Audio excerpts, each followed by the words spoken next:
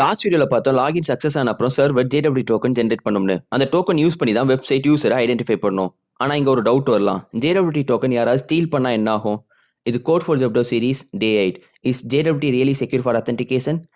Example ப்ரௌசர்ல JWT token store பண்ணிருக்கோம்னு imagine பண்ணிக்கோங்க. யாராவது அட்டாக்கர் அந்த டோக்கனை காப்பி பண்ணிட்டா அவங்க கூட ரியல் யூசர் மாதிரி ஆக்ட் பண்ண முடியும். அதான் டெவலப்பர்ஸ் JWT யூஸ் பண்ணும்போது கொஞ்சம் செக்யூரிட்டி ப்ராக்டிசஸ் ஃபாலோ பண்ணுவாங்க. எக்ஸாம்பிளுக்கு டோக்கனுக்கு எக்ஸ்பைரி டைம் செட் பண்ணுவாங்க. அப்புறம் கனெக்ஷன் ஆல்வேஸ் HTTPSல தான் நடக்கும். ஸோ டோக்கனை சம்டைம் ஸ்டோர் பண்ணும்போது சேஃபாக ஸ்டோர் பண்ணுவாங்க. இப்படி ப்ராக்டிசஸ் ஃபாலோ பண்ணினா JWT அத்தென்டிகேஷன் சேஃபாக யூஸ் பண்ண முடியும். பட் ரியல் வேல்ல அத்தென்டிகேஷனுக்கு JWT மட்டும் தான் யூஸ் பண்ணுவாங்களா? இன்னும் ஒரு பாப்புலர் மெத்தட் இருக்கு, செஷன்ஸ். ஸோ ரியல் வெப்சைட்டில் டெவலப்பர்ஸ் செஷன்ஸ் விசஸ் JWTன்ட்டு யூஸ் பண்ணுவாங்க. பட் செஷன்ஸும் JWTயும் டிஃப்ரென்ஸ் என்ன? நாளைக்கு இதை டீட்டெயிலாக பார்ப்போம். இந்த மாதிரி வெப் டெவலப்மெண்ட் கான்செப்ட்ஸை கிளியராக தெரிஞ்சுக்கணும்னா கோட் ஃபார் ஜாப் அகாடமி சேனலை ஃபாலோ பண்ணுங்க.